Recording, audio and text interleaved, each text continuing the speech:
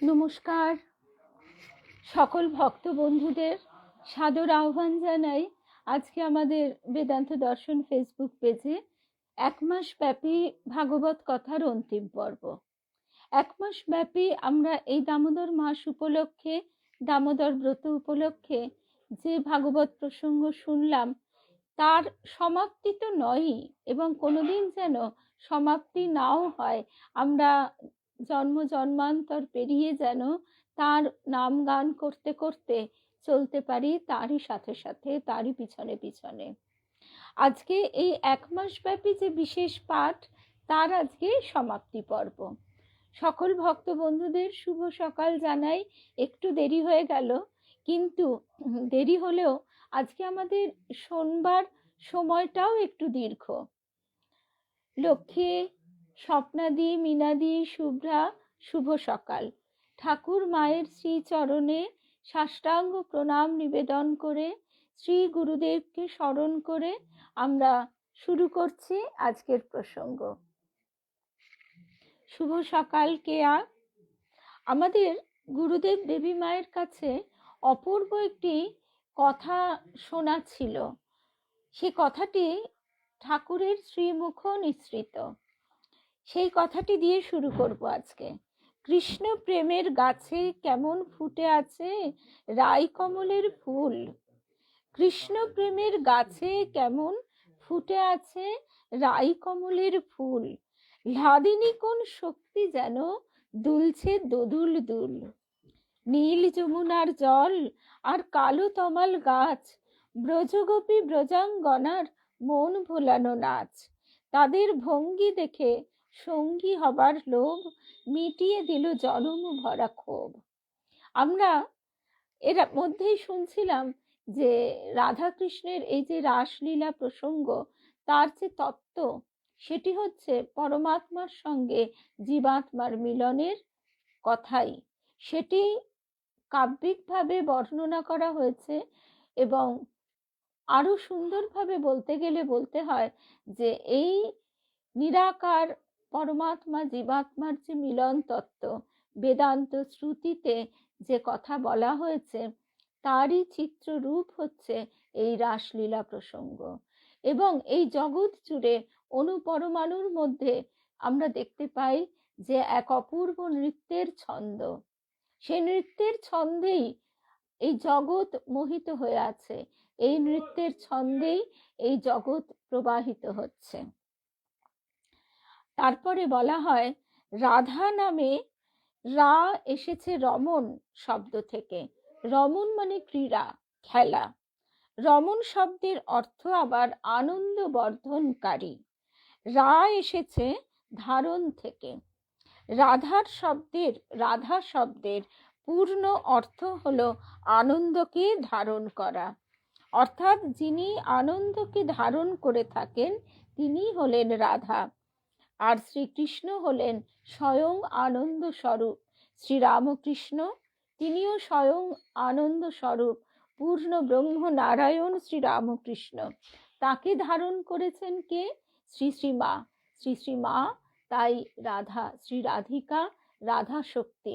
আমরা রাসলীলা তত্ত্বে দেখলাম যে সেই অপূর্ব দীর্ঘ রজনীর পর তারা আবার ফিরে গেলেন স্বগৃহে, এবং সেই গৃহে তাদের কিন্তু তাদের সমাজ সংসার, তাদের পতিরা গ্রহণ করলেন।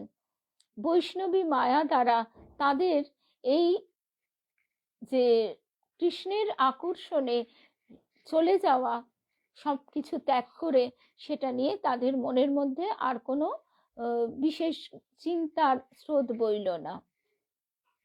আমরা দেখি সেই ষোড়শী পূজার রাত্রে শ্রী শ্রী মাকে ঠাকুর পূজা করে সর্বস্ব অর্পণ করলেন, এবং জপের মালাটি পর্যন্ত মা দেখছেন তার পায়ের কাছে রয়েছে। মা সেই যে কণ্ঠে ধারণ করলেন, শেষ দিন পর্যন্ত মায়ের কণ্ঠে ছিল পরবর্তীকালে দুর্গাপুরী দেবী দুর্গা মাকে সেই মালাটি তিনি দিয়েছেন। তারপরে আমরা অবাক হয়ে দেখি যে এই সব ঘটনা ঘটে গেল কালের এক বিরাট প্রেক্ষাপটে, কিন্তু লোকচক্ষুর অন্তরালে। লোকে জানতেও পারলো না। সেদিন ভবতারিণীর মন্দিরে বিরাট পূজা উৎসব চলছে, সবাই সেদিকেই মগ্ন। আর নিঃশব্দে নীরবে যে জগতে, আধ্যাত্মিক জগতে এক বিপ্লব ঘটে গেল, সেইটি লোকের কাছে একটু একটু করে ক্রমশ প্রকাশিত হচ্ছে। এবং তারপর মাকে আমরা দেখছি একেবারে নির্বিকার, যেমনটি ঠিক তেমনটি। উপরন্তু মায়ের যে অবস্থান নহবতে, সেটাই লোকে টের পেত না। তেমনি সংসারে থেকে, সবকিছুর মধ্যে থেকে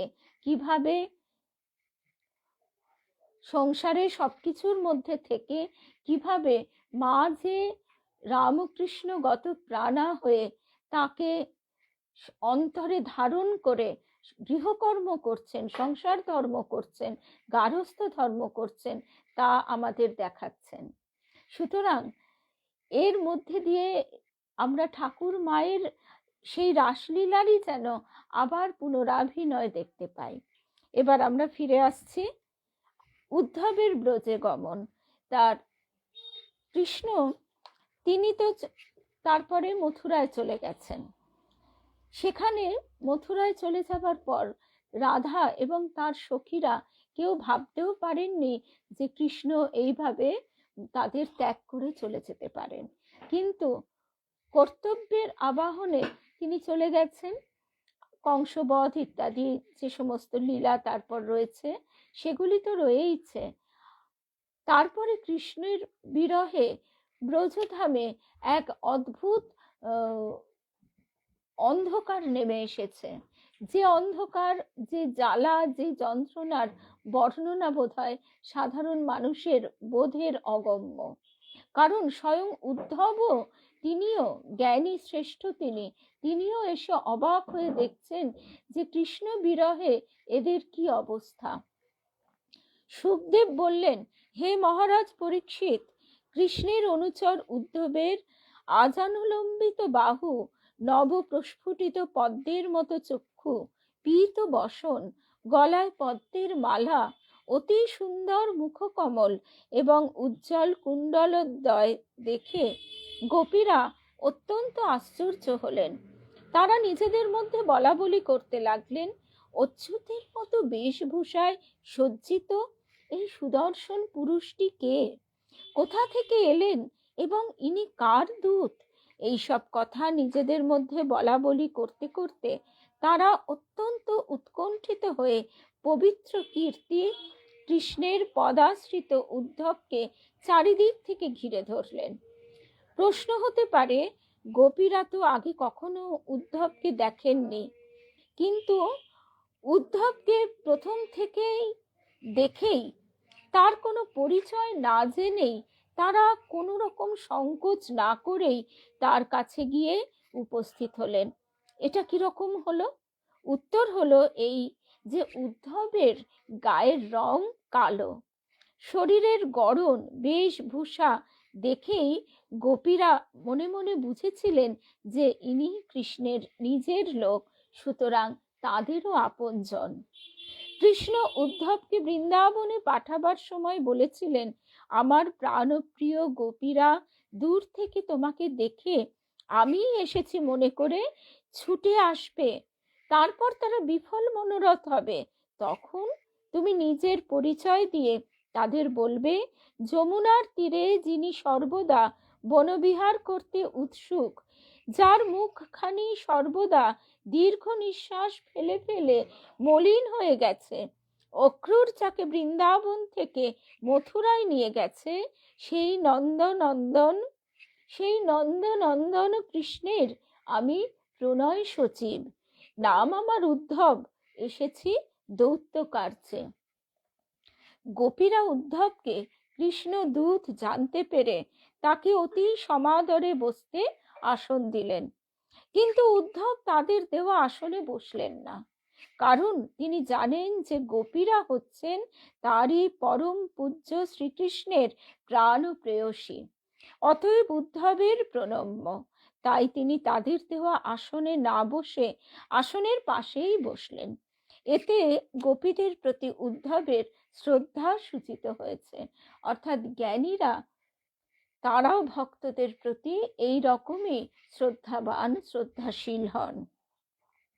গোপীরা উদ্ধবকে বললেন, ব্রজে আগত আপনাকে যদুপতির সেবক বলে জানতে পেরেছি। আপনার প্রভু যদুপতি পিতামাতার প্রিয় কাজ করবার জন্য আপনাকে এখানে পাঠিয়েছেন।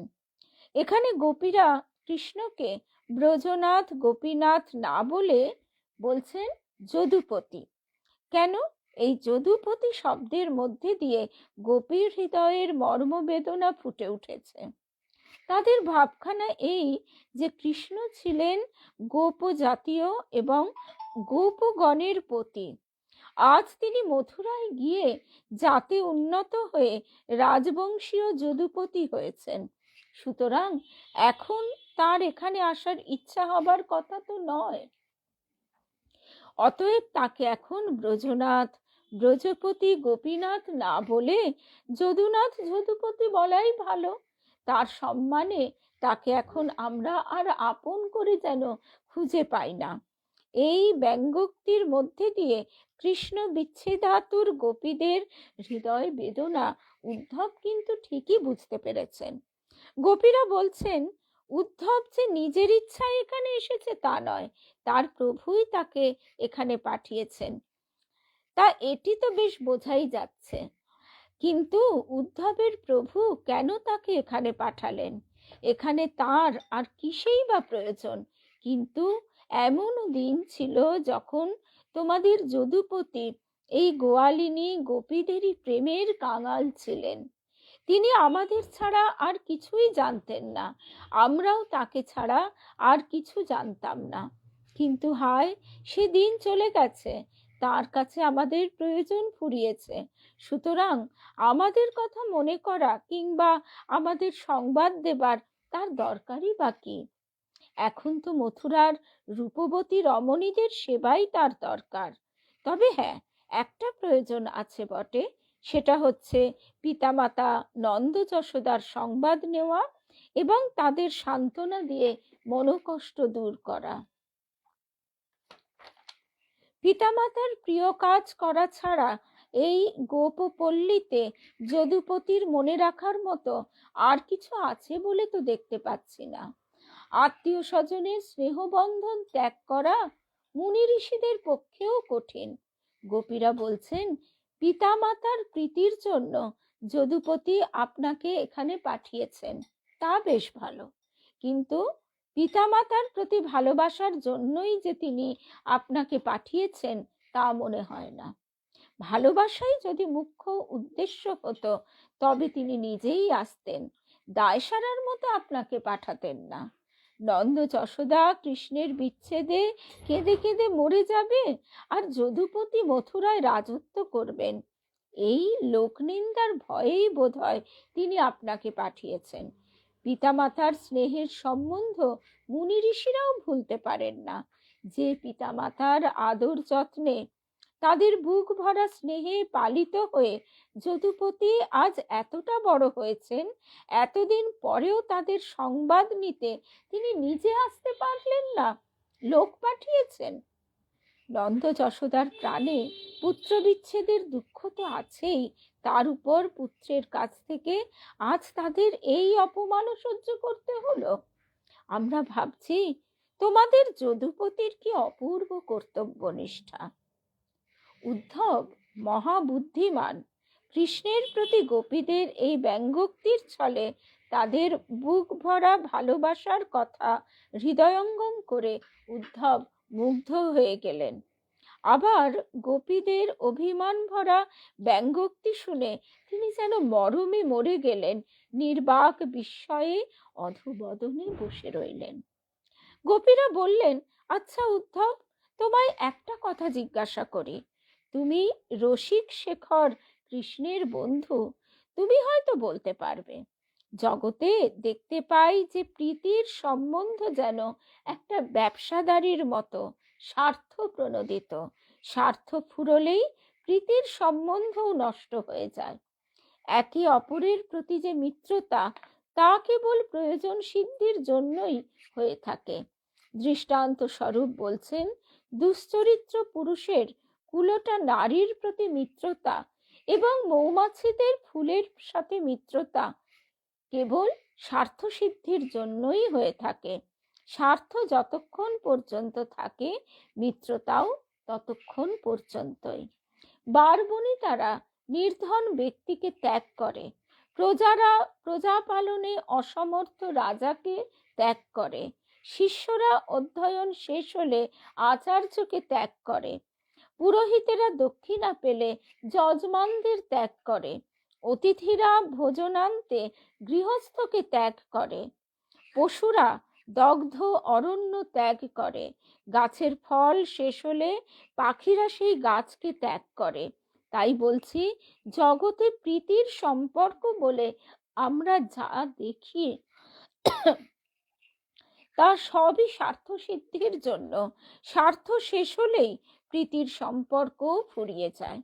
কিন্তু উদ্ধব, আমাদের যে কৃষ্ণ প্রীতি, তার মধ্যে তো কোনো স্বার্থ, কোনো প্রয়োজন সিদ্ধির মতলব ছিল না। আর আমাদের ভালোবেসে কৃষ্ণের যে কোনো অভিপ্রায় সিদ্ধ হবে, এমন ভাবও তো তার মধ্যে কখনো দেখিনি।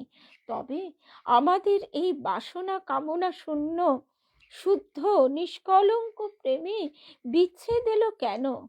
আজ কৃষ্ণের কত পরিবর্তন!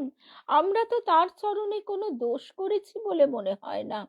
আমাদের শরীর মন সবই কৃষ্ণে সমর্পিত। তাকে ছাড়া আমরা আর কিছুই জানতাম না। সেই আমাদের তিনি কেন এমন নিষ্ঠুরের মতো ত্যাগ করলেন? সুখদেব বললেন, হে মহারাজ পরীক্ষিত, যারা নিজের দেহ মন বাক্য সর্বস্ব কৃষ্ণে অর্পণ করেছিলেন, সেই গোপীরা কৃষ্ণদূত উদ্ধবকে কাছে পেয়ে এইসব কথা বলতে বলতে লোক ব্যবহার পর্যন্ত ভুলে গেলেন। আমরা সেই জন্যে ঈশ্বর প্রেমে বলি পাগল, কারণ তাদের যে সাধারণ সামাজিক ব্যবহার, সামাজিক রীতিনীতিগুলি সব যেন বদলে যায়। তারা তার মধ্যে নিজেদের আর সেইভাবে বেঁধে রেখে চলতে পারে না। গোপীরা তখন উদ্ধবের সামনেই লজ্জা শূন্য হয়ে কৃষ্ণের বাল্য ও কৈশোরের মনোমুগ্ধকর লীলাসমূহ উচ্চৈঃস্বরে গান করতে লাগলেন, আর বারবার বিহ্বল হয়ে কাঁদতে লাগলেন সে কথা স্মরণ করে। একজন অপরিচিত পুরুষ তাদের কাছেই রয়েছেন, এ কথাও তারা ভুলে গেলেন। কৃষ্ণের জন্যে উচ্চৈঃস্বরে কাঁদতে কাঁদতে আত্মহারা হয়ে পড়লেন। কৃষ্ণ প্রেয়সী গোপীদের প্রেমের গভীরতা, কৃষ্ণের প্রতি তাদের অভিমান, কৃষ্ণের জন্য তাদের আবেগ, উৎকণ্ঠা এবং লজ্জা শূন্যতা দেখে উদ্ধব অত্যন্ত বিস্মিত এবং অভিভূত হলেন। ভগবানকে পরম প্রেমাস্পদ ভেবে কেউ যে তার জন্য এমন উৎকণ্ঠিত হতে পারে, তাতে এমন তন্ময়তা লাভ করতে পারে, উদ্ধব তা স্বপ্নেও ভাবতে পারেননি। তাই তিনি গোপীদের মনে মনে বারবার প্রণাম করে গোপীদের ভাবতরঙ্গ দেখতে লাগলেন। সুখদেব বললেন, তখন কোনো এক সদা কৃষ্ণ ভাবিতা কৃষ্ণময়ী গোপী একটি ভ্রমরকে দেখে তাকে প্রিয়তমের দূত কল্পনা করে উদ্ধবের সামনেই বলতে লাগলেন, ইনি গোপী শ্রেষ্ঠা শ্রী রাধিকা। তিনি সর্বদাই কৃষ্ণের ভাবে তন্ময় হয়ে থাকেন, ভাবনেত্রে সদাই কৃষ্ণকে দেখেন এবং মনে মনে তার সাথে কথাবার্তা মান অভিমান করেন। শ্রী রাধা কৃষ্ণের কথা চিন্তা করতে করতে ধ্যান নেত্রে দেখলেন যে কৃষ্ণ কোনো মথুরা বাসিনী রমণীর সাথে বিহার করছেন। কল্পনা নেত্রে এই দেখে তিনি কৃষ্ণের উপর অত্যন্ত ক্রুদ্ধ হয়ে অভিমান করলেন। ঠিক এই সময়ে একটি ভ্রমর এসে তার পায়ের কাছে গুনগুন গুনগুন করে গুঞ্জন করতে লাগলো। দিব্যোন্মাদ অবস্থায় শ্রী রাধার মনে হলো কৃষ্ণই তার মানভঞ্জনের জন্য ভ্রমরটিকে দূত করে পাঠিয়েছেন। এসবই শ্রী রাধার ভাবদর্শন, কিন্তু তীব্র বিরহ অবস্থায় তিনি এগুলিকে সত্য মনে করে মনে মনে ভ্রমরকে বললেন, তিনি শ্রীমতী শ্রী রাধিকা একদম বললেন, এটি ভ্রমর গীতা নামে পরিচিত। শ্রী রাধা বললেন, ওরে মধুপ, কি তব বন্ধ কপটের দূত আমার সপত্নীদের বুকের কুঙ্কুমে কৃষ্ণের গলার মালা রঞ্জিত হয়েছিল, আর তুই তুই সেই মালার ওপর বসে তোর দাড়ি গোঁফ রাঙিয়ে এখানে এসেছিস। এই অবস্থায় তুই আমাদের চরণ স্পর্শের যোগ্য নস। তোর আর আমাদের মানভঞ্জন করতে হবে না, তুই বরং যা যা চলে যা, মথুরায় চলে যা। তুই যার দূত, সেই কৃষ্ণের সেখানে অনেক মানিনী আছেন, তাদের মানভঞ্জন কর গিয়ে। এতে যদুপতির সভাসদেরা তোর প্রভুর কীর্তি দেখে তোর ওপর খুশি হবে। কৃষ্ণকেই এখানে কপট ধূর্ত বলা হচ্ছে, কারণ তিনি মথুরায় যাবার সময় বলেছিলেন যে শিগগিরই আবার ফিরে আসবেন, কিন্তু তিনি আসেননি। তার উপর তিনি ব্রজের গোপীদের ভুলে মথুরা নাগরীদের সাথে আনন্দে বিহার করছেন। সুতরাং তিনি মিথ্যাবাদী, প্রবঞ্চক, ধূর্ত, এতে আর সন্দেহ কোথায়? সেই ধূর্ত কৃষ্ণ, সে এখন তোর বন্ধু, তোকে এখানে দূত করে পাঠিয়েছেন। ধূর্তের বন্ধু তো ধূর্তই হয়, সুতরাং তুই ভ্রমর, তুইও ধূর্ত। শ্রী রাধা ভ্রমরের পীতবর্ণ দাড়ি দেখে ভাবলেন, এ নিশ্চয়ই তার সপত্নী মথুরাবাসিনীদের বুকের কুঙ্কুমে যা আলিঙ্গন করার সময় কৃষ্ণের গলার মালায় লেগেছিল, সেই কুঙ্কুমে নিজের দাড়ি রাঙিয়ে তার মানভঞ্জন করতে এসেছে। ধৃষ্টতার কাকে বলে? এতে যে তার ক্রোধ এবং মান আরো বেড়ে যাবে, এটাও কৃষ্ণদূত বুঝতে পারে না। শ্রী রাধা নিজেই মনে মনে ভাবছেন, বুঝতে পারবে কেমন করে? এই যে মদ খেয়ে এসেছে। মধুপ মানে মৌমাছিও হয়, আবার মদ্যপ হয়। সেই রকম মধুপতির অর্থ মথুরাপতি কৃষ্ণও হয়, আবার মদের আড়তদারও হয়। আমরা জানি ভাষা বহতা নদীর মতো পরিবর্তনশীল, সেই জন্য মথুরা নগরীর নাম কিন্তু ছিল মধুরা। এবার মধুরা ধ উচ্চারণ লোকমুখে, সাধারণ মানুষের মুখে সেটি ক্রমে থ হয়ে যায়, মধুরা নগরী, সেটি পরে মথুরা নগরী হয়ে যায়। সেই জন্য মধুরা নগরীর যিনি পতি, তিনি মধুপতি। শ্রী রাধা দ্বিতীয় অর্থ গ্রহণ করে ভাবছেন, কৃষ্ণ যেমন মদের আড়তদার, তার বন্ধু এই ভ্রমরও তেমনি মদ্যপায়ী। সুতরাং এদের দুইজনেরই বিবেক বিচার বলে কিছু নেই, নইলে সপত্নীর বুকের কুঙ্কুমে মুখ রাঙিয়ে এই ভ্রমর এসেছে মানিনীর মান ভাঙাতে। আহাম্মক আর কাকে বলে? ভ্রমর যখন মদ খেয়েছে তখন সে অপবিত্র। এই অপবিত্র অবস্থায় সে কিনা পরম পবিত্র কৃষ্ণ প্রেমময়ী শ্রী রাধার পদস্পর্শ করতে চায়। আস্পর্ধা তো কম নয়। তাই শ্রী রাধা ভ্রমরকে বললেন, তুই এখান থেকে সরে যা, আমার চরণ স্পর্শ করিস নে। তুই তো মথুরা নাগরীদের বক্ষলিপ্ত কুঙ্কুমে মুখ রাঙিয়েছিস, এখন তুই এই মুখ নিয়ে যা, মথুরা নাগরীদের কাছে গিয়ে তাদেরই মান ভাঙা। আর তোর এই মুখ দেখে কৃষ্ণের কীর্তিকলাপ সব প্রকাশ হয়ে পড়বে, যদুবংশীয়রা তাকে ছিছি করবে। শ্রী রাধা দিব্যোন্মাদ অবস্থায় কৃষ্ণের প্রতি অযথা দোষারোপ করতে থাকলে শ্রী রাধা শুনতে পেলেন ভ্রমর বলছে, ওগো, আমি তো ভ্রমর জাতি, প্রাকৃতিক নিয়ম অনুযায়ী আমার দাড়ি পীতাভ, কোনো রমণীর বক্ষ কুঙ্কুমে দাড়ি রাঙিয়ে আসিনি গো। সুতরাং আমার প্রভুর কোনো দোষ নেই, বুঝেছ? তিনি একমাত্র আপনাতেই আসক্ত, অতএব তার উপর অভিমান করা আপনার উচিত নয়। ভ্রমরীর এই কথা ভাবকর্ণে শুনতে পেয়ে শ্রী রাধিকা বলছেন, তুই বলছিস তোর প্রভুর কোনো দোষ নেই? তবে বলি শোন তোর প্রভুর দোষের কথা। তুই যেমন দুর্মতি, ফুলের মধু পান করে ফুলকে পরিত্যাগ করিস, সেই রকম মধুপতি কৃষ্ণ তার মোহকারী অধর সুধা আমাদের একবার পান করিয়েই আমাদের পরিত্যাগ করেছেন। তাই ভাবছি এমন কৃষ্ণের পদসেবা কেমন করে লক্ষ্মী দেবী করেন। মনে হয় পুণ্য কীর্তি কৃষ্ণের পরম ভক্ত নারদাদি ঋষিদের স্তুতি কথায় মোহিত হয়ে লক্ষ্মী দেবী না বুঝেই তার পদসেবা করছেন।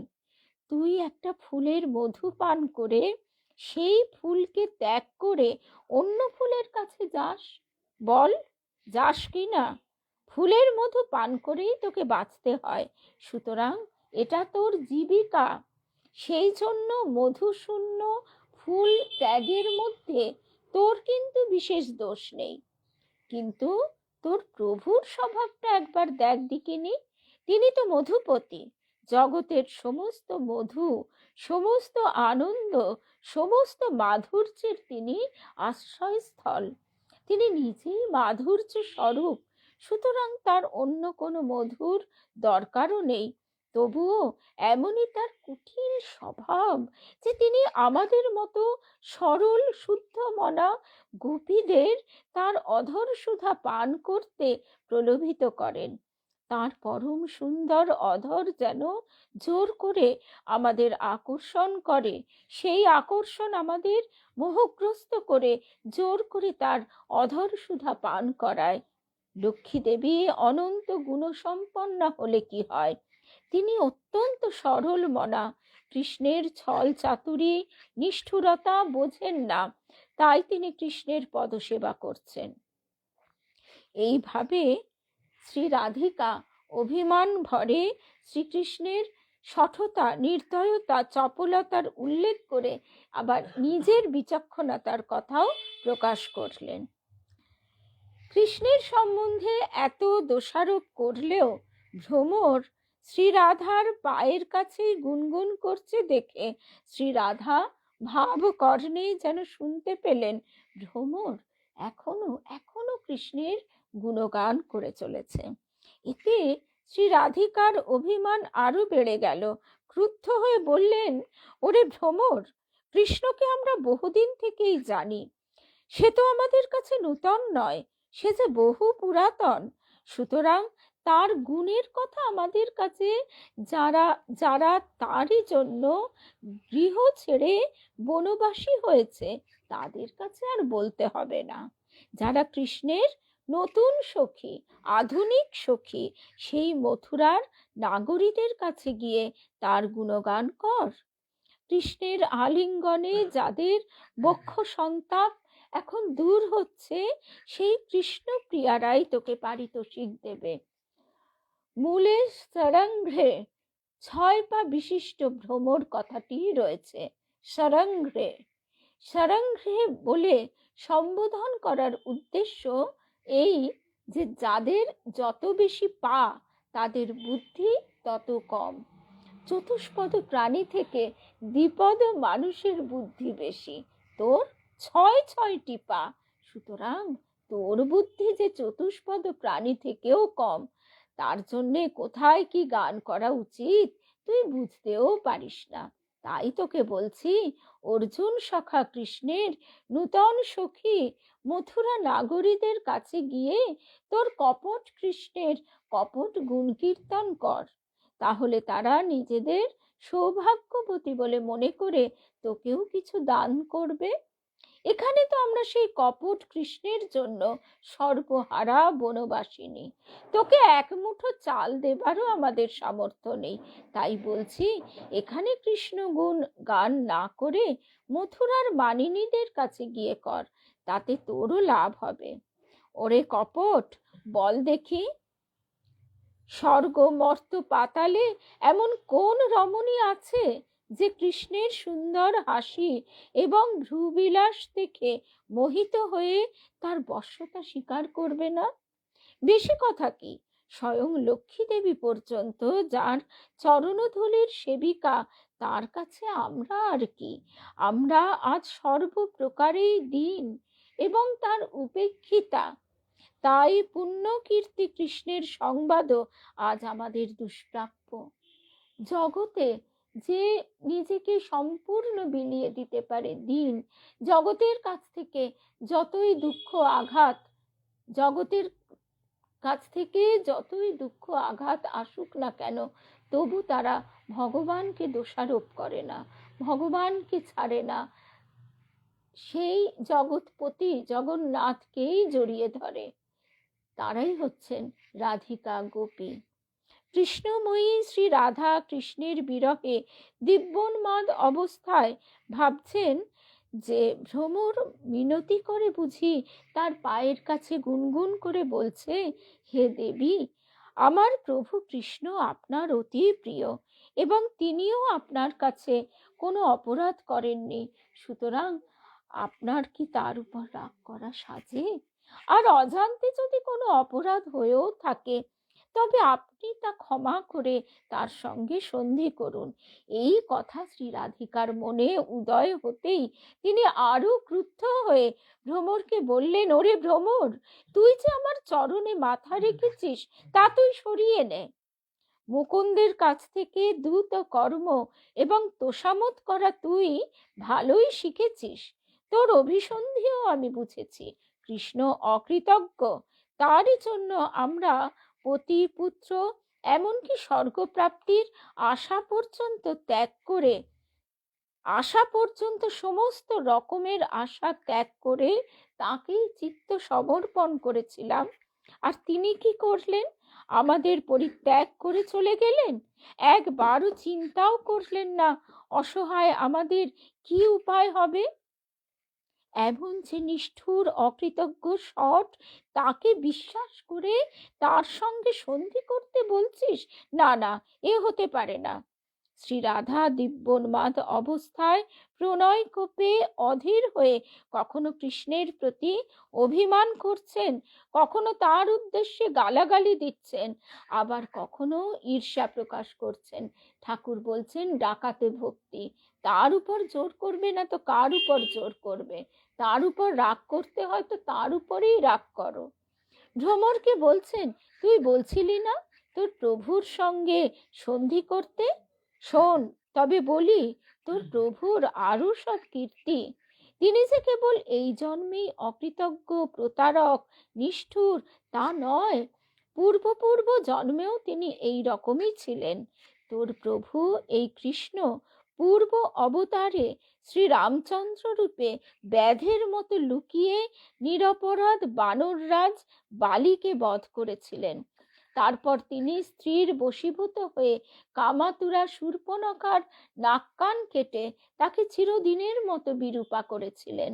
কাক যেমন লোকের দেওয়া খাবার খেয়ে তাকেই চারিদিক থেকে ঘিরে অতিষ্ঠ করে তোলে, সেই রকম তোর প্রভু বামন অবতারে বলিরাজের দেওয়া পাদ্য, অর্ঘ্য ইত্যাদি গ্রহণ করে ছল করে বলির সর্বস্ব অপহরণ করে তাকে নাগপাশে বন্ধন করেছিলেন। তোর প্রভু কৃষ্ণ, রামচন্দ্র, বামন এরা সবাই কালো, সুতরাং কালোর সাথে আর মিত্রতা নয়। কিন্তু কি করি, তার লীলা কথা পরিত্যাগ করা যে সম্ভব হচ্ছে না। শ্রী রাধা ভ্রমরকে লক্ষ্য করে বলছেন, তোর প্রভু কৃষ্ণ পূর্ব অবতারে রামচন্দ্র রূপে ব্যাধের মতো লুকিয়ে বানররাজ বালিকে বধ করেছিলেন। এই অন্যায় কাজ তিনি করেছিলেন কেবল নিজের স্বার্থ সিদ্ধির জন্য। স্বার্থ কি না? সীতার অন্বেষণ এবং তার উদ্ধার। সুতরাং সুগ্রীবের প্রীতির জন্য তার ভাই বালিকে লুকিয়ে বধ করা হলো। কি জঘন্য প্রবৃত্তি! ব্যাধ তবু মাংস খাবার জন্য পশু বধ করে, কিন্তু বানরের মাংস তো খাওয়া চলে না, তবুও রামচন্দ্র তাকে বধ করলেন। কেন? বালিকে বধ না করে তার সাথে সুগ্রীবের ঝগড়া মিটিয়ে দিতে পারতেন। তাতে বালি এবং সুগ্রীবের মিলিত শক্তিতে সীতা উদ্ধারের কাজ তো ত্বরান্বিতই হতো। এসব না করে বালিকে গুপ্তভাবে বধ করা হলো কি নিষ্ঠুর! হৃদয়হীনতার চূড়ান্ত। রামচন্দ্র সীতার বশীভূত হয়ে শূর্পণখার নাক কান কেটে চিরদিনের মতো তাকে বিরূপা করে দিলেন। শূর্পণখার কি দোষ ছিল? শ্রীরামচন্দ্রের প্রতি আকৃষ্ট হয়ে সে তাকে পতিত্বে বরণ করতে চেয়েছিল। রামচন্দ্র যদি ব্রহ্মচারী অথবা সন্ন্যাসী হতেন তবে না হয় শূর্পণখার প্রস্তাব দূষণীয় হতো, কিন্তু তা তো নয়। তার স্ত্রী যে তার সঙ্গেই ছিলেন, আর তখন পুরুষের বহু বিবাহ নিন্দনীয়ও ছিল না। সুতরাং বুঝলি ভ্রমর, তোর প্রভু কৃষ্ণ যেমন নিষ্ঠুর তেমনই হৃদয়হীন। আরো বলি শোন, রামচন্দ্র ক্ষত্রিয় ছিলেন, সুতরাং তার মধ্যে একটু নিষ্ঠুরতা থাকলেও থাকতে পারে, কিন্তু তোর প্রভু আরো পূর্বে ব্রাহ্মণের পুত্র হয়ে বামন রূপে এসেছিলেন বলির যজ্ঞশালায়। সেখানে বলির প্রদত্ত পাদ্য, অর্ঘ্য, ভোজন আদি গ্রহণ করলেন, আর প্রতিদানে সেই বামন বলির দেওয়া ত্রিপাদ ভূমি গ্রহণ করবার ছল করে বিরাট মূর্তি পরিগ্রহ করে দুই পায়েই স্বর্গ, মর্ত, পাতাল সবকিছু অধিকার করে নিলেন। এই রকম শঠতা, অকৃতজ্ঞতা, নিষ্ঠুরতার কি কোথাও কোনো নজির আছে? উদ্ধব কিন্তু জানেন যে এরা প্রলাপ বকছে, কারণ শূর্পণখার নাক কান কেটে কেন তাকে কুরূপা করেছিলেন তার ব্যাখ্যা হচ্ছে যে তিনি ভগবান রামচন্দ্রকে কামনা করেছিলেন। এবার তার তো কথা দেওয়া আছে যে যাকে যেভাবে ভজনা করবে তাকে তিনি সেইভাবেই কৃপা করবেন। তাই সেই রামচন্দ্র ত্রেতা যুগে যেহেতু এক নারীর প্রতি চিরকাল থাকবেন, কি বলে, তার প্রতি সমস্ত রকম ভাবে নিজেকে ঠিক রাখবেন, সেই প্রতিজ্ঞা যেহেতু তার ছিল, তাই তিনি পরবর্তীকালে যখন কৃষ্ণ রূপে আবার অবতীর্ণ হলেন তখন তিনি এই সকলকে মথুরা নগরীতে আহ্বান করে নিয়ে এসেছিলেন। মথুরা নগরীতে সেখানে এই শূর্পণখা ইত্যাদি সকলকে তার সেবা করবার, পতিরূপে ভজনা করবার সুযোগ করে দিয়েছিলেন। লয়াল, একদম, এই কথাটা বাংলা প্রতিশব্দটা ঠিক মনে পড়ছিল না। আর অনুগত থাকবে, একদম একদম, এই ভাবতে ভাবতে দুটো শব্দই ভুলে গেছি। আচ্ছা, কার্তিক মাস কালকে না, সোমবার শেষ হবে, সোমবার কার্তিক পুজো, কিন্তু যেহেতু দামোদর ব্রত আজকে একাদশীতে শেষ দিন, তাই আমাদের এক মাস ব্যাপী এই ভাগবত পাঠেরও আজকে শেষ দিন। কিন্তু এটি এক মাস ব্যাপী ভাগবত পাঠের শেষ দিন। এই পাঠ আমরা আবারও মাঝে মাঝেই সপ্তাহে অন্তত 2 দিন কি 3 দিন শুনতেই থাকবো। তারপরে আবার ফিরে আসি। এইভাবে শূর্পণখাকে তিনি কৃপা করেছিলেন। বলি তাকে বালিকে বধ করবার পিছনেও এরকম কারণ আছে, আর বামন অবতারে তিনি বলিকে এইভাবেই পরাজিত করেছিলেন। তারপরে শ্রী রাধা একটু চুপ করে শুনতে পেলেন। আবার ভ্রমর বলছে, আপনি তো কেবল আমার প্রভুর নিন্দাই করছেন। তিনি যদি এতই খারাপ হবেন তবে তার কথা বারবার বলছেন কেন? তখন শ্রীরাধা বলছেন, কি করি বল? তার কথা শোনা এবং বলা থেকে যে আমরা বিরত থাকতে পারি না। যে ভক্ত সে জগতে যতই আঘাত পাক না কেন, তাকে ভালোবাসা থেকে, তার কথা থেকে বিরত থাকতে পারে না। তুই তো জানিস কৃষ্ণ কথা, তব কথামৃতম তপ্ত জীবনম, উত্তপ্ত জীবনে, আমাদের উত্তপ্ত জীবনে তার কথাই যে অমৃত স্বরূপ। কলমশাপহম। কৃষ্ণ কথা সর্ব পাপ তাপ নিবারক। সুতরাং চেষ্টা করেও আমরা কৃষ্ণ কথা ভুলতে পারছি না। শ্রী রাধা এইভাবে কৃষ্ণ কথার মহিমা কীর্তন করছেন এবং অপরদিকে প্রণয় কোপে কৃষ্ণকে গালি দিচ্ছেন। শ্রী রাধা বলছেন, কৃষ্ণের চরিত্র কথা কানের পক্ষে অমৃত স্বরূপ। এই কর্ণামৃতের এক কণিকা একবারও কানে গেলে দ্বন্দ্ব ধর্মা বিনষ্টাহা। লোকের ইহলোক এবং পরলোকের সুখ স্বপ্ন, তাদের ক্রোধ, রাগ, দেশ প্রভৃতি চিত্তবৃত্তি একেবারে নষ্ট হয়ে যায়।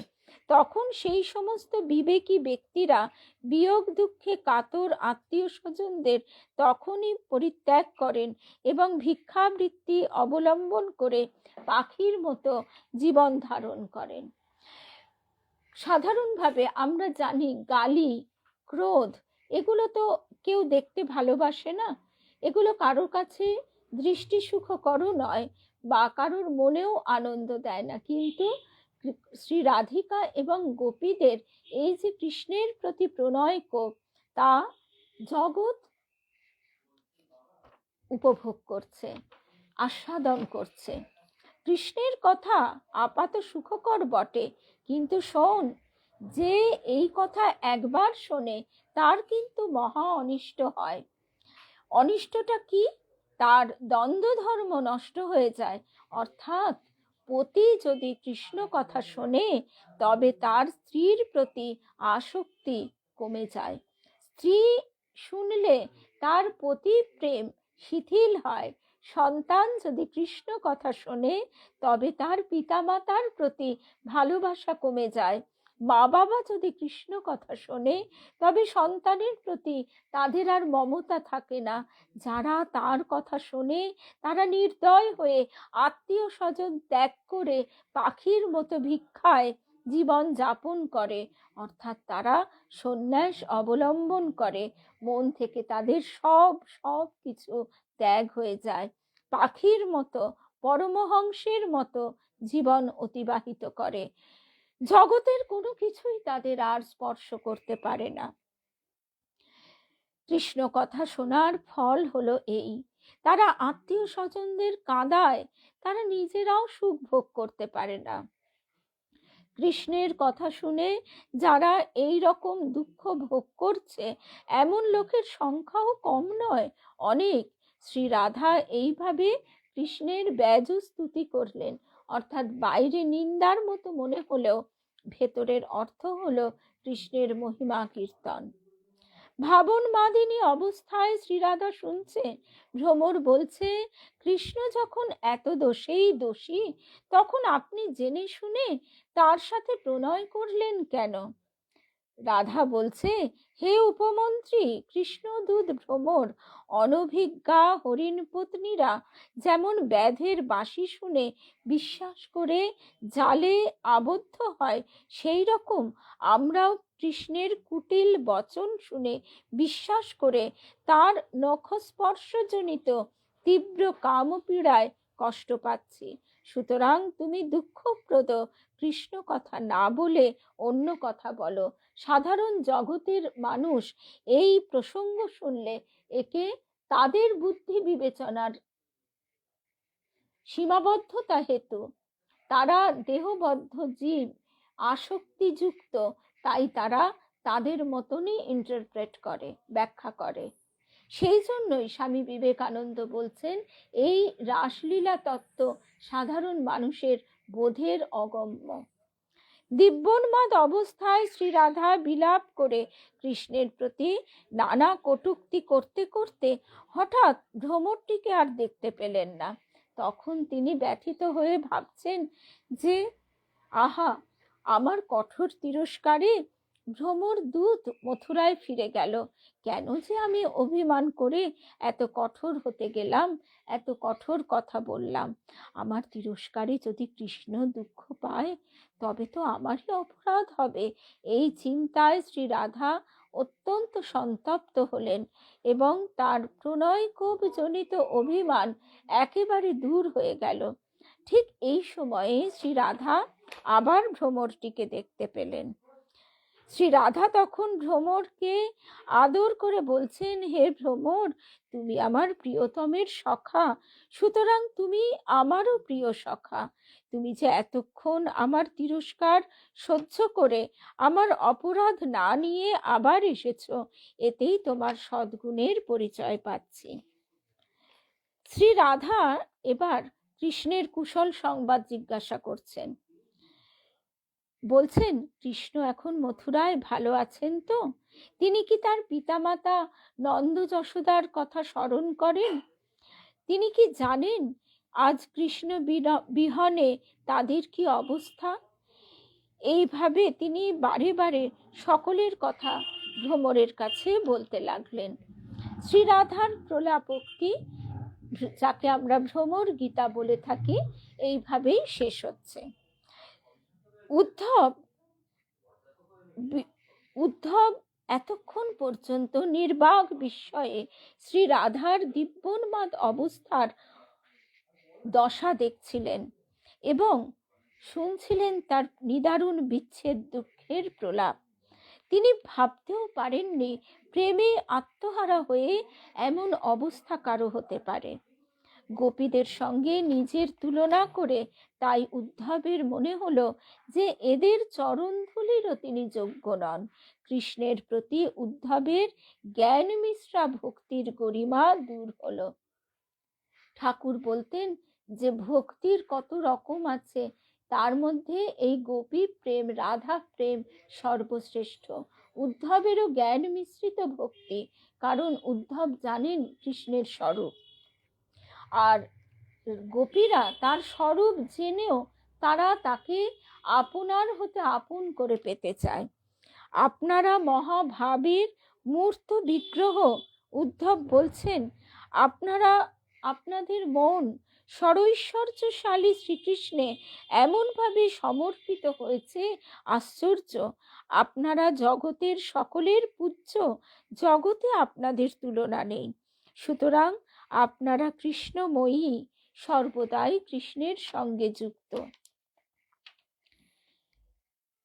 তো সুতরাং গোপীরা হচ্ছেন কৃষ্ণের ধাদিনী শক্তি। শক্তি এবং শক্তিমান যেমন অভেদ, সেই রকম গোপীরা এবং শ্রীকৃষ্ণ অভেদ। নিত্য গোলকে অপ্রকট লীলায় ভগবান সর্বদাই তার শক্তিরূপিণী গোপীদের সাথে বিহার করেন। প্রকট লীলায়, অবতার লীলায় এই বিচ্ছেদ রয়েছে বটে, কিন্তু ওই বিচ্ছেদ কেবল রসাস্বাদন এবং জগতের শিক্ষার জন্য। আমরা শ্রী শ্রী মায়ের ক্ষেত্রেও একই কথা শুনি। মা বলছেন যে তিনি, তার না হলে এই দশা কেন? তিনি গেছেন, সেখানে ঠাকুর এক বিরাট সিংহাসনে বসে আছেন, তাকে সবাই ডেকে আদর করে তার পাশে বসাচ্ছেন।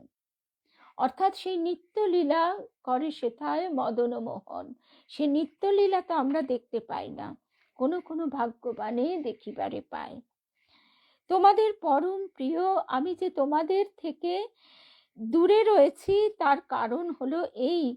কি সুন্দরভাবে বলছেন কৃষ্ণ, তোমাদের পরম প্রিয় আমি যে তোমাদের থেকে দূরে রয়েছি তার কারণ হলো এই যে দূরে থাকার জন্য তোমরা নিরন্তর আমার ধ্যান করে নিজেদের মনের মধ্যেই আমার সান্নিধ্য অনুভব করবে। একেই বলা হয়, পদকর্তারা বলেন ভাব সম্মিলন। প্রিয়তম দূর দেশে থাকলে প্রিয়ার মন যেমন প্রিয়তমের প্রতি আবিষ্ট থাকে, প্রিয়তম কাছে থাকলে তো তার মন সেই রকম আবিষ্ট থাকে না।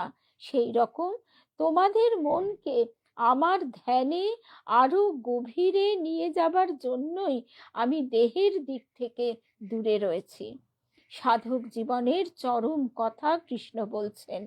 তোমরা সদা সর্বদা আমাকে কাছে পেতে চাও, কিন্তু কাছে পেতে হলে আমাকে পাবার আগ্রহ তোমাদের আরো বাড়াতে হবে। তার উপায় হচ্ছে মন থেকে সকল প্রকার চিন্তা ভাবনা দূর করে মনকে স্থির করে একমাত্র আমাতেই নিবিষ্ট করতে হবে। আমার ধ্যানে একেবারে তন্ময় হতে হবে, তখন খুব শিগগিরই আমাকে লাভ করবে। এখানে যোগ পথের প্রত্যাহার, ধারণা, ধ্যান ও সমাধির কথা বলা হলো। সেই অবস্থা ভক্তিশাস্ত্রে কিভাবে বলছে? কৃষ্ণ উদ্ধব মারফত গোপীদের জন্য যে বার্তা পাঠিয়েছিলেন তার আসল কথাই হলো, তোমাদের সাথে আমার বিচ্ছেদ নাই। আমি জগতের নিমিত্ত এবং উপাদান কারণ। আমি ছাড়া জগতে অন্য কিছুই নেই, সবই আমাতে বিধৃত। সুতরাং তোমরাও সর্বদাই আমাতে অবস্থিত। বেদ, বেদান্ত, জ্ঞান পথে, যোগ পথে, শ্রুতি, উপনিষদ এই কথাই বলে থাকে। তাছাড়া তোমরা হচ্ছ আমার হ্লাদিনী শক্তি। শক্তি ও শক্তিমান কখনো কি আলাদা হতে পারে? যত্র যত্র দৃষ্টি পড়ে তত্র তত্র কৃষ্ণ স্ফুরে। যেদিকে তাকাবে সেই দিকেই আমাকে দেখতে পাবে। জগৎ তখন তোমাদের কাছে কৃষ্ণময় হয়ে যাবে। এমনকি তোমরা তখন নিজেদেরও কৃষ্ণ বলে মনে করবে। আমরা সেই গোপালের মায়ের কথায় একেবারে এইটি দেখতে পাই। গোপীদের কাছে এর চেয়ে আনন্দের সংবাদ আর কি হতে পারে? তাই তখন গোপীদের কৃষ্ণ বিরহ জনিত সকল সন্তাপ দূর হলো। কৃষ্ণ বার্তা এখানেই শেষ হলো। এবার আমরা যে প্রসঙ্গ দিয়ে শেষ করব সেটি হচ্ছে নাম সাধন। আরো 15 মিনিট আছে। সেটি হচ্ছে নাম সাধন।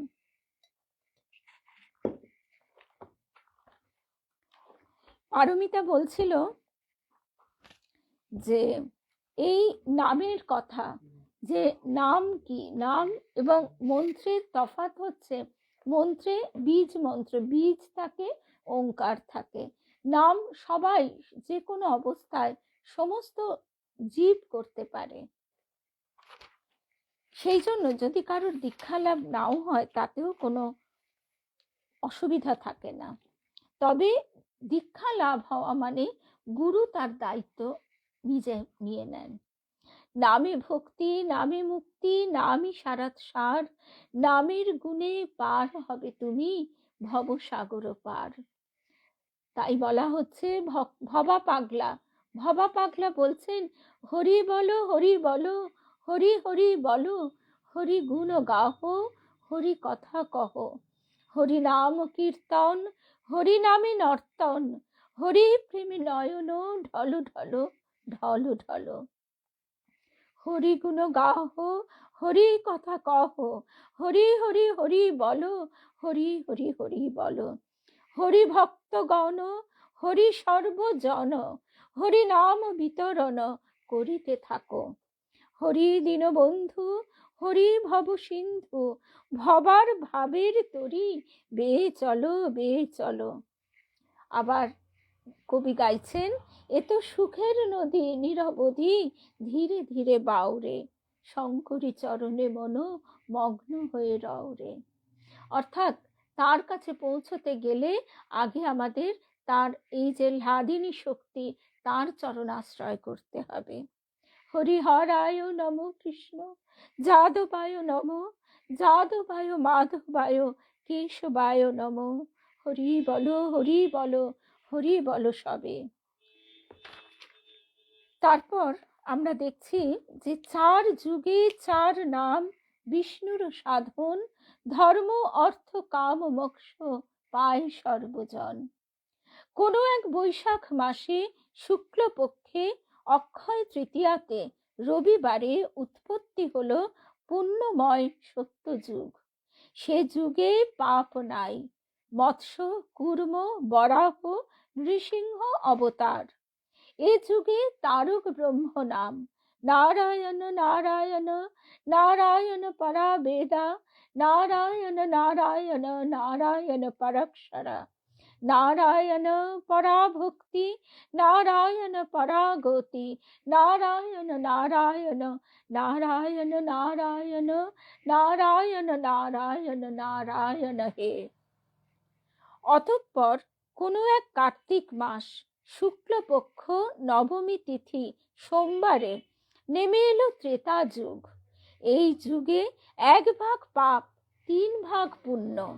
বামন, পরশুরাম আর শ্রী রামচন্দ্র অবতার। এ যুগের নাম রাম নারায়ণ, রাম নারায়ণ, রাম নারায়ণ, রাম নারায়ণ, রাম নারায়ণ হরে। জয় রাম নারায়ণ, রাম নারায়ণ, রাম নারায়ণ হরে। জয় রাম নারায়ণ হরে।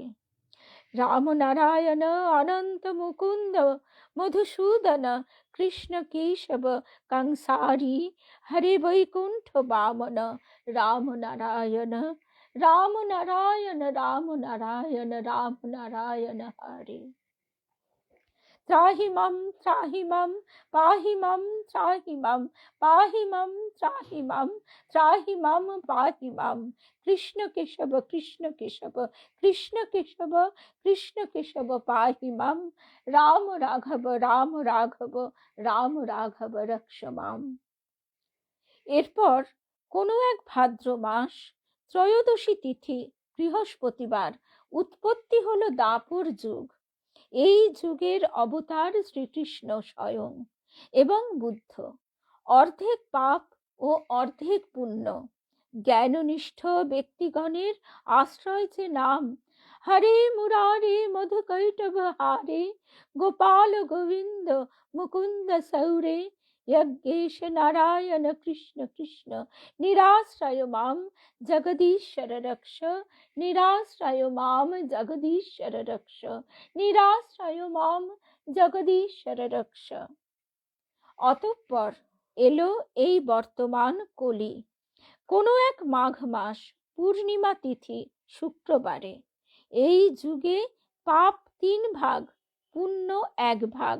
তাই দেখে পরম করুণ শ্রী চৈতন্যদেব অবতীর্ণ হলেন নবদ্বীপে নাম সংকীর্তন প্রচারের জন্য। বলে, ভয় করো না তোমরা, ভয় করো না তোমরা, ভয় করো না কেউ। সর্ব পাপ যাবে দূরে, প্রেমে জগৎ যাবে ভরে। তারক ব্রহ্ম নামাশ্রয়ে তোমরা কেউ ভয় করো না। হরিহরায় নম কৃষ্ণ, যাদবায় নম, যাদবায় মাধবায়, কেশবায় নম। গায়ে গোড়া মধুর স্বরে, নদিয়া নাগরী শোনে, গায়ে গোড়া মধুর স্বরে। এমন মধু মাখা নাম, সুধা মাখা নাম, নিমাই কোথা হতে এনেছে রে, নিমাই কোথা হতে এনেছে। শুনিলে শ্রবণে হৃদয় বীণে আপনি বেজে উঠেছে, মধু মাখা নাম, সুধা মাখা নাম। বলি, আর তো কতদিন শুনেছি এ নাম, বলি আরো তো কতদিন শুনেছি এ নাম, কখনো তো এমন করেনি পরাণ। আজ কি জানি কি এক ভাবোদয় হৃদয় মাঝে হতেছে, মধু মাখা নাম, সুধা মাখা নাম। এ যেন কহিছে মোর কানে কানে, পারির উপায় হলো এতদিনে। প্রেমেরও পসরা ধরি নিজ শিরে, প্রেমের ঠাকুর আমার এসেছে। মধু মাখা নাম, প্রেম মাখা নাম, নিমাই কোথা হতে এনেছে রে, নিমাই কোথা হতে এনেছে। নদিয়া নগরী আবার ধ্বনি শুনছে। বলি, হরে কৃষ্ণ, কৃষ্ণ কৃষ্ণ হরে হরে, হরে রাম, রাম রাম হরে হরে, হরে কৃষ্ণ, কৃষ্ণ কৃষ্ণ হরে হরে, হরে রাম, রাম রাম হরে হরে। হরের নাম, হরের নামৈব কেবলম, কলৌ নাস্তিব্যা, নাস্তিব্যা, নাস্তিব্যা গতিরন্যথা। অর্থাৎ কলিতে নাম, একমাত্র নামের গুণে, নামের টানে আসবে নামই। জয় রাম কৃষ্ণ, জয় রাম কৃষ্ণ, জয় রাম কৃষ্ণ, জয় রাম।